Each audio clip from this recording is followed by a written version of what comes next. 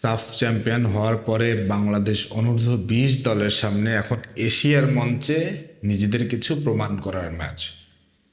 তো এই প্রমাণ করার ম্যাচে, প্রমাণ করার টুর্নামেন্টে কতটা ভালো করবে বাংলাদেশ, কোচ জেরার্ড জোন্স কতটা তৈরি করতে পারতেছেন, সেসব বিষয় নিয়ে পুরোটা আলাপ করব।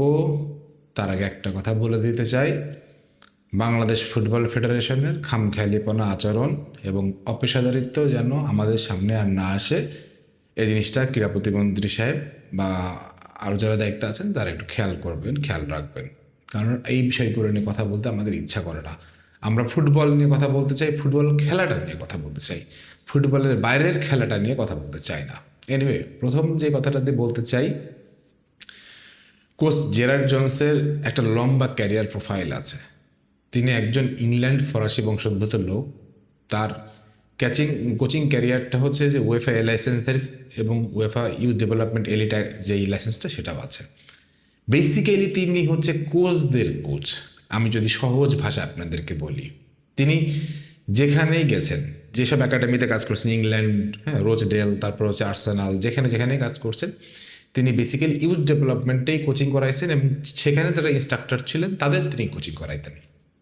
তার কয়েকটা উল্লেখযোগ্য কোচিং ক্যারিয়ার কথা একটু বলতে হবে, কারণ তার আন্ডারে বাংলাদেশ কেমন করবে সেটা আপনাদের বোঝানোর জন্য বলতে হবে। প্রথমত তিনি, আমি যদি বলি, কানাসাস সিটি, যেটা আমেরিকান হচ্ছে একটা ভালো ক্লাব, সেখানে তিনি হচ্ছে যে কোচিং ডিরেক্টর এই পদটাতে ছিলেন।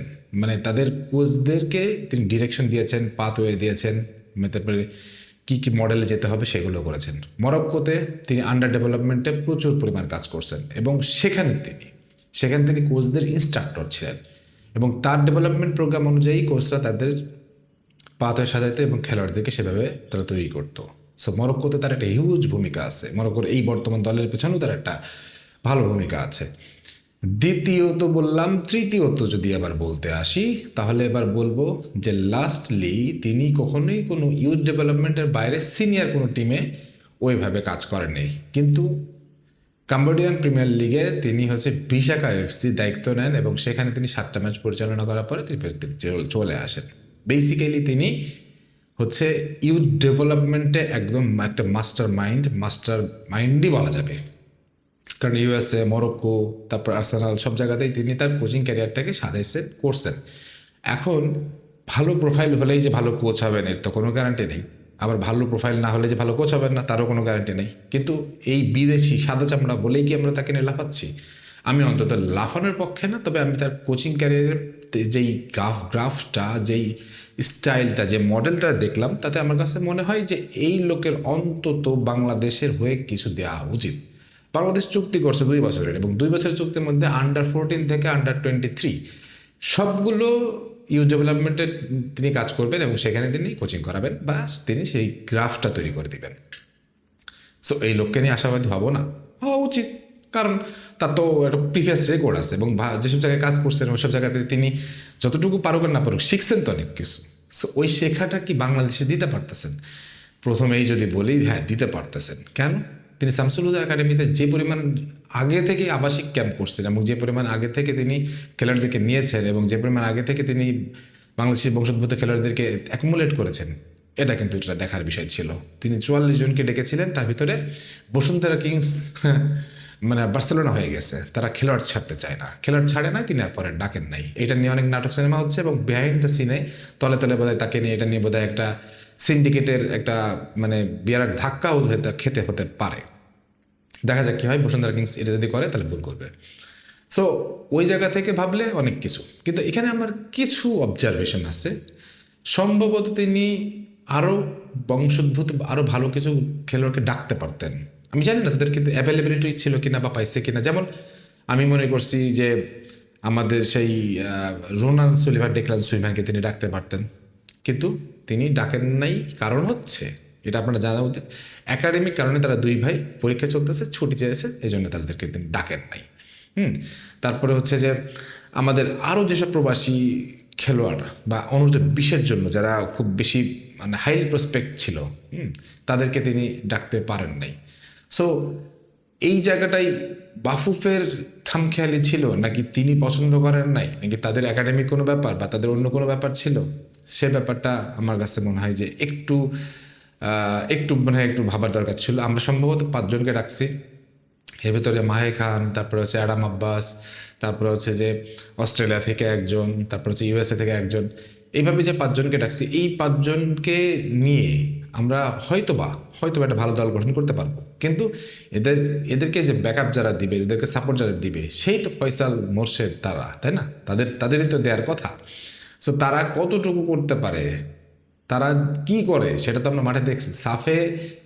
সাফে রোনান সুলিমান, ডেকলান সুলিমানকে প্রথম দিকে রীতিমতো তারা একদম মানে অকেজো করে ফেলতে চাইছিল। কিন্তু ওই যে বললাম, পদ্ম ফুল ফুটে গেলে তো সেটা দেখতেই হবে। রোনান সুলিমান তার সেই দুর্দান্ত শট, দুর্দান্ত পানেনকা দিয়ে তাদেরকে মুখে তালা লাগাই দিয়ে চলে গেছে। সো এই আরাম আব্বাস, এই মাহে খান, এই হচ্ছে যে আমাদের হচ্ছে যে আরও যারা আছে, এরা কি আসলে সেই কাজটা এবার করতে পারবে কিনা? এশিয়ার মঞ্চটা তো আর সাফ না, দক্ষিণ এশিয়ার মঞ্চ না। দেখেন, এবার যদি আমি মূল টুর্নামেন্টে আসি, মূল টুর্নামেন্টে এবার হচ্ছে বাছাই পর্ব খেলবে 44টা দেশ, তার মধ্যে 4টা করে দল নিয়ে একটা করে গ্রুপ, তার মানে 11টা গ্রুপ। 11টা গ্রুপ থেকে 11টা চ্যাম্পিয়ন মূল পর্বে যাবে, আর 4টা হচ্ছে বেস্ট রানার্স আপ টিম মূল পর্বে যাবে। মানে তাহলে গেলে 15টা, আর ওদিকে স্বাগতিক চীন খেলবে স্বাগতিক হিসেবে। মোট 16টা দেশ নিয়ে মূল পর্ব হবে। এই 16টা দেশের মধ্যে কি আমরা থাকতে পারবো? 11টা গ্রুপ থেকে 11টা চ্যাম্পিয়ন। আমাদের গ্রুপে কে কে আছে? উজবেকিস্তান, সিরিয়া, ইন্ডিয়া, আমরা। উজবেকিস্তানের মাটিতে খেলাটা একটু টাফ হবে। হারবো কি জিতবো জানি না, তবে আমি বলবো টাফ হবে। সিরিয়ার সাথে জেতার আমাদের একটা সুযোগ আছে, সম্ভাবনা আছে। ভারতের সাথে জিততেই হবে এরকম একটা সম্ভাবনা আমাদের আছে, কারণ আমরা সাফেই তাদের হারাইছি। সো চ্যাম্পিয়ন না হইতে পারলেও বেস্ট রানার্সিপ কি পসিবল? মানে বেস্ট 4 জনের মধ্যে থাকা পসিবল এই গ্রুপের যেই 44টা দেশের মধ্যে আছে। মনে করেন যে, তাহলে আমি বলি 15 নম্বর দল কি হওয়া পসিবল? 15 নম্বর দলটা হওয়াটা কি মানে সম্ভব হবে? ওই জায়গাটাই হচ্ছে যে জেরার্ড জোন্সের মূল কারিশমা হওয়া উচিত, কাজটা করা উচিত। সে চ্যাম্পিয়ন হয়ে যেতে চাই, অবশ্যই এটাই আমরা চাইব, কিন্তু তারপরও রানার্স আপ হয়ে যাওয়ার সেই সুযোগটা আমাদের সামনে আছে। রানার্স আপ হয়ে যেতে হলে ডেফিনেটলি আপনাকে সিরিয়া এবং উজবেকিস্তানকে ডেফিনেটলি হারাইতে হবে, এবং উজবেকিস্তানের সাথে আপনি যদি ড্রও করেন, সিরিয়াকে হারাইতে হবে, ভারতকে হারাইতে হবে, দেন আপনি বেস্ট রানার্স আপ হয়ে যাওয়ার একটা সম্ভাবনা থাকবে। আর যদি উজবেকিস্তান যদি কোনো কারণ অন্য কারোর কাছে হেরে যায়, তাহলে আপনি চ্যাম্পিয়ন হয়েও যেতে পারেন। কিন্তু আমার কাছে মনে হয় প্রবাসী বংশোদ্ভূত খেলোয়াড় কিছু কম হয়ে গেছে। এখন আপনি বলবেন, ভাই প্রবাসী বংশোদ্ভূত মানেই তো খুব ভালো খেলোয়াড় বা এটা সেটা। ভাই প্রবাসীরা কেমন খেলে এটা তোমরা দেখছি, এটা তোমরা দেখি, এটা তো নতুন কিছু না। যে জিদান ইউসুফ যে খেলোয়াড়টা আসছে 6 ফিট 5 ইঞ্চি লম্বা, ওর ফিজিক্যাল অ্যাপিয়ারেন্সই বলে দিচ্ছে যে কতটা ভালো স্টপার ব্যাক হবে, ওটা তো বলেই দিচ্ছে। সো প্রবাসীরা কী করতে পারে এটা তো আমরা জানি, আর এই লোকালরা এই যে খেলোয়াড়রা কী করতে পারে সেটাও আমরা জানি। সেই জন্য বলতে প্রবাসীদের সংখ্যাটা আমার মনে হয় একটু কমে গেছে। এটা বাফু ইচ্ছা করে চায়নি, নাকি জেরার্ড জোন্স পছন্দ করেননি তাদের প্রোফাইল, আমি জানি না। বাট আমার কাছে মনে হয়, পার্সোনাল ওপিনিয়ন, ওই জায়গাটা একটু কমতি জায়গা আছে। ওই জায়গাটা যদি আরেকটু বেশি কিছু করা যেত, ডেফিনেটলি হয়তো বা ভালো হইতো। এর ভিতরে বলে দিই, 12 তারিখে বাংলাদেশের নতুন জার্সি আনভেল হচ্ছে। 12 তারিখে নতুন জার্সিটা কেমন হবে, কেমন জার্সি পরে আমাদের হামজারা মাঠে নামবে, কেমন জার্সি পরে আমরা হচ্ছে এশিয়ানে বাছাইতে যাব, সেই জিনিসটা দেখার সত্যি আমার খুব আগ্রহ। তবে আমি চাইবো এবার অন্তত আগের থেকে একটু ভালো জার্সিগুলো আসুক। এই জার্সিগুলোকে আমি খুব নর্মাল রেট করি, বাট প্রচুর পরিমাণে জার্সি আমি পরি, প্রিমিয়াম জার্সি পরার সৌভাগ্য আমার হয়। অন্তত ভালো একটা ডিজাইনের জার্সি আমরা দেখতে চাই, যে জার্সিটা দেখলে মাথার একদম মানে কেমন যেন একটা ক্রেজিনেস চলে আসবে। সো সব কিছু মিলায় আমার কাছে মনে হয় এই বাছাইটাতে জেরার্ড জোন্সের অনেক কিছু করার আছে, অনেক কিছু দেখানোর আছে, অনেক কিছু প্রমাণের আছে। তাকে নিয়ে যেসব কলকাঠি নিচে থেকে নাড়া হচ্ছে, শুধুমাত্র ভালো রেজাল্ট দিয়েই এগুলো বন্ধ করে দেওয়া সম্ভব। তবে এইগুলো নিয়ে আরও অনেক ভিডিও আসবে, মূল দল ঘোষণা আসলে আরও অনেক ভিডিও আসবে। ততদিন পর্যন্ত আপনাদের শুধু এটুকু বলবো, চোখ কান খোলা রাখুন। বাফুফের বিরুদ্ধে কোনো অন্যায় অত্যাচার দেখলেই সেটার বিরুদ্ধে কথা বলতে হবে। কমেন্টস করবেন, শেয়ার করবেন, বন্ধুদের সাথে কথা বলবেন। সবাই ভালো থাকেন, সুস্থ থাকেন, আল্লাহ হাফেজ।